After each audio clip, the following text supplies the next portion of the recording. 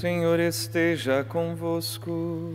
Ele está no meio de nós. Proclamação do Evangelho de Jesus Cristo, segundo Marcos. Glória a vós, Senhor. Jesus estava passando por uns campos de trigo em dia de sábado. Seus discípulos começaram a arrancar espigas enquanto caminhavam. Então os fariseus disseram a Jesus: Olha, porque eles fazem em dia de sábado o que não é permitido. Jesus lhes disse: Por acaso nunca lestes o que Davi e seus companheiros fizeram quando passaram necessidade e tiveram fome? Como ele entrou na casa de Deus no tempo em que Abiatar era sumo sacerdote, comeu os pães oferecidos a Deus e os deu também aos seus companheiros? No entanto, só aos sacerdotes é permitido comer esses pães. O sábado foi feito para o homem, e não o homem para o sábado. Portanto, o Filho do Homem é Senhor também do sábado. Jesus entrou de novo na sinagoga. Havia ali um homem com a mão seca. Alguns o observavam para ver se haveria de curar em dia de sábado para poderem acusá-lo. Jesus disse ao homem da mão seca: Levanta-te e fica aqui no meio. E perguntou-lhes: É permitido no sábado fazer o bem ou fazer o mal? Salvar uma vida ou deixá-la morrer? Mas eles nada disseram. Jesus, então, olhou ao seu redor cheio de ira e tristeza, porque eram duros de coração, e disse ao homem: Estende a mão. Ele a estendeu e a mão ficou curada. Ao saírem, os fariseus, com os partidários de Herodes, imediatamente tramavam contra Jesus a maneira como haveriam de matá-lo. Palavra da salvação. Glória a vós, Senhor.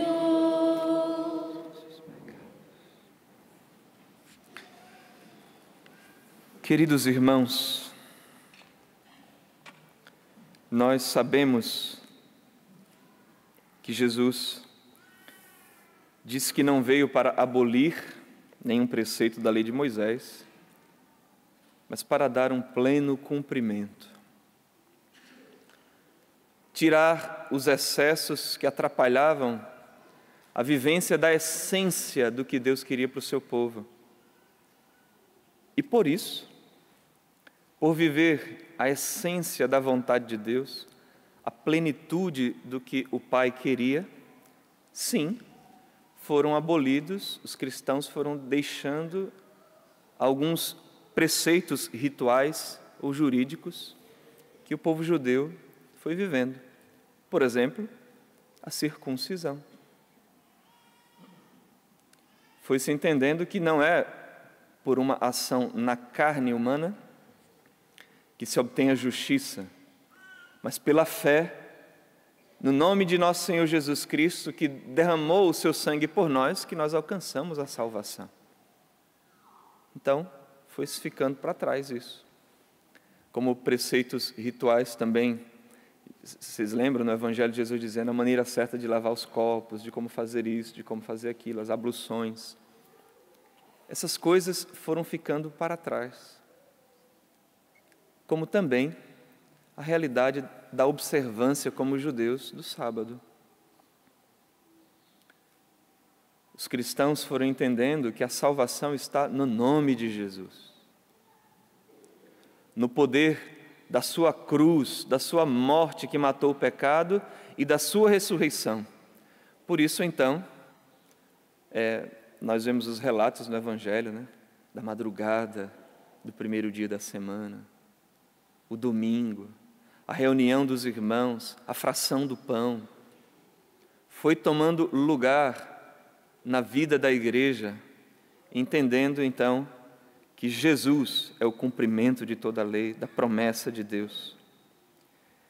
E de certa forma, é isso que nós ouvimos aqui na primeira leitura, no finalzinho dela, quando se diz assim: lembra-te que foste escravo no Egito e que de lá o Senhor teu Deus te fez sair com mão forte e braço estendido.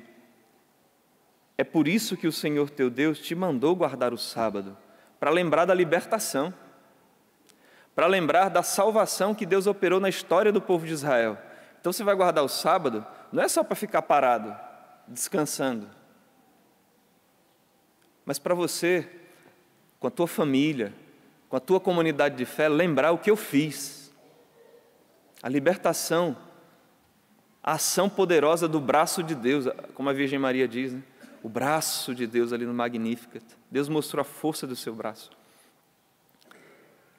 E é isso que nós fazemos a cada domingo, celebrando. Se lá foi a libertação do Egito, cá a libertação dos nossos pecados pelo sangue de Cristo, muito maior. Ontem celebrava a missa aqui à noite, dizia isso, que a obra da regeneração em Cristo, do homem novo, no sangue de Jesus, a vida nova que Ele nos deu, o resgate que Deus nos fez e nos faz participar da vida de Deus, essa é a nova Páscoa. Sair do pecado, da escravidão do demônio. Todos nós éramos escravos do pecado, para participar da liberdade dos filhos de Deus, da vida nova, ressuscitada, já em germe no nosso coração pelo batismo, e que ela vai se desenvolvendo até a vida eterna. A Virgem Maria já tem em ato, já tem de forma acontecida na sua vida a redenção. Por isso ela é a esperança nossa, porque um dia seremos como ela, nós redimidos dos nossos pecados lavados, ela redimida de forma que Deus não permitiu nem que o pecado tocasse nela. Nós teremos o corpo glorioso como de Jesus, como da Virgem Maria. Então essa é a nossa Páscoa. Mas nós vimos aqui que falava-se do sábado, então para guardar o sábado, não fazer isso, não fazer aquilo. Uma leitura que pode complementar essa de Deuteronômio é a de Isaías 58, os versículos 13 e 14, que diz assim: se você guardar o sábado, você vai se deleitar no Senhor. Ele vai te nutrir, Ele vai te fazer ir às alturas. Ficar parado em casa sem fazer nada, né? Isso não leva a gente a se deleitar no Senhor. É o amor a Deus, é a união com Deus que faz isso. Jesus está mostrando o sentido profundo ao curar aquele homem da mão seca, mostrando que o mais importante não é não fazer nada, mas é o amor e a misericórdia.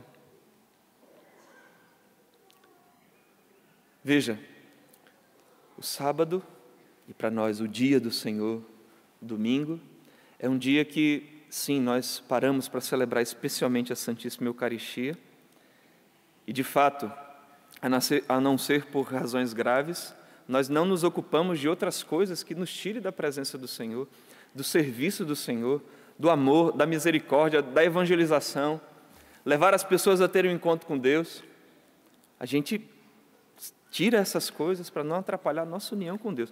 Mas o que Deus está pedindo de nós, de fato, é que a partir do domingo, nós tenhamos os 7 dias da semana em união com Ele.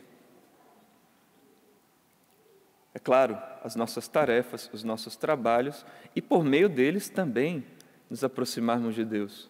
Como um pai e uma mãe se aproximam de Deus, se esvaziando no seu trabalho diário para amar sua esposa e seus filhos, seu cônjuge, seu marido.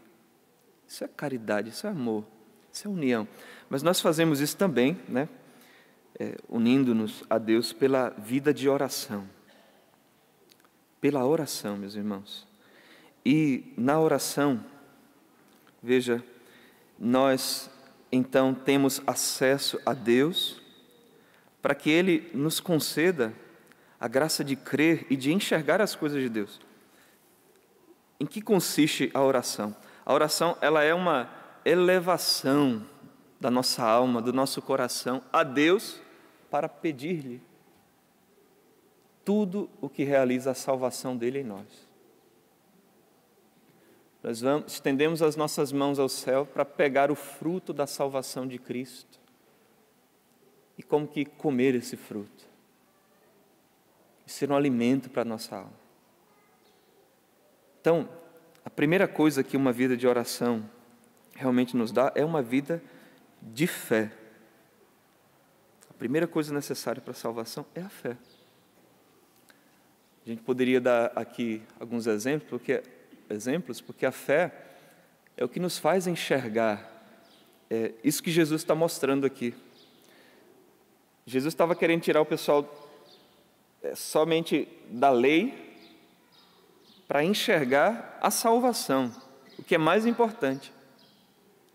Por exemplo, você tem ali os 2 ladrões, um teve fé e o outro não. Os 2 estavam diante de Jesus, um teve fé e outro não. Nós podemos aqui ouvir a palavra de Deus, o padre falar da palavra de Deus, ler a palavra de Deus, e um acolher com fé e outro não. Um enxergar a verdade salvífica e outro não.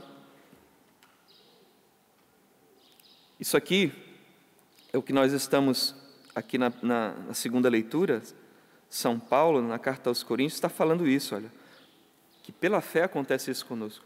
Do meio das trevas brilha a luz.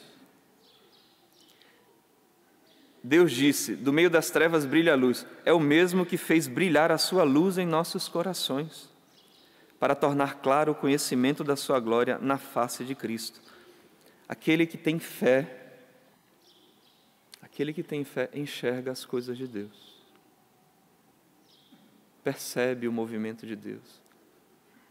A graça de Deus atua nos nossos corações. E, é claro, Jesus já deu um caminho para obtermos a fé. Ele falou para a gente pedir. Tem coisas que a gente pede, às vezes, coisas que não tem nada a ver, né? E Deus não vai dar mesmo. Então, tem coisas que Deus não dá de jeito nenhum. Agora, tem coisas também que Deus não nega de jeito nenhum.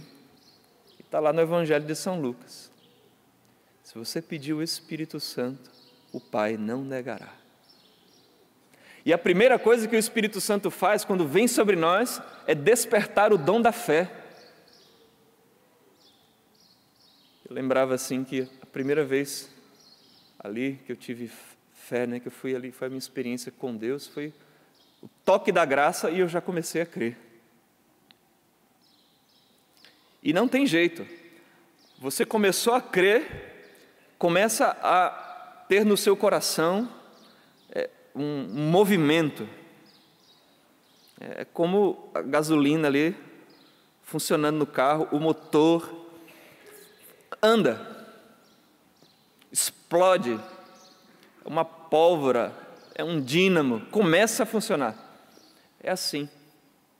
Por isso que Jesus diz que a fé move montanhas.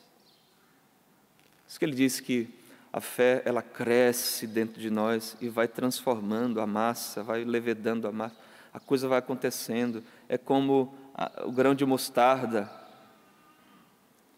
Quando pedimos o Espírito Santo, ele começa a movimentar. O Espírito Santo desceu sobre os apóstolos e foi uma explosão, foi uma mudança de vida, conversão, transformação.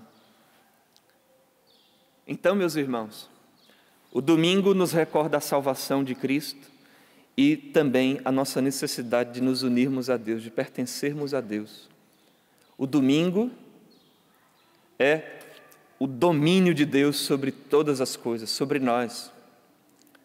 Jesus, ao ser ressuscitado, foi colocado acima de todas as coisas, como cabeça da igreja. Tudo foi colocado debaixo dos seus pés. Ele recebeu toda a autoridade no céu e na terra, e debaixo da terra. Toda a língua proclame que Ele é o Senhor. É o domínio do Senhor sobre nós. E o Senhor exerce o seu domínio quando nós nos rendemos na vida de oração. Ele nos dá a graça de enxergar as verdades de fé. E quando a gente enxerga, a gente muda. E é enxergar por dentro, tá, gente? Se você vai ao médico e ele diz assim, ó, você está doente, tome esse remédio. Você acredita ali no médico porque você fala, não, ele está aqui, né? Estudou, tem um diploma. Talvez alguém já disse assim, ó, eu fui naquele médico lá, ele é muito bom, viu? E você viu que ele, muito conceituado, já ajudou a curar muita gente, aí você crê por causa dessas evidências aí. Mas a fé em Deus é uma coisa que você não consegue só por argumentos, mas por uma iluminação interior. Por mais que você escute argumentos, mas quem te convence é o Consolador, é o Espírito Santo. Jesus disse que Ele nos convenceria do pecado, do juízo. Ele nos convence interiormente. Por isso a nossa vida precisa ser uma vida no Espírito Santo. Não cessemos de pedir isso. Nós vamos ao banquete agora da Eucaristia. São João Paulo II, citando um santo, Santo Efrem, ligando a Eucaristia ao Espírito Santo, diz que quem come a Eucaristia come fogo. Porque o Espírito de Jesus é o Espírito Santo, o Espírito do Pai, que Ele nos faz participar em sua misericórdia. Louvado seja nosso Senhor Jesus Cristo.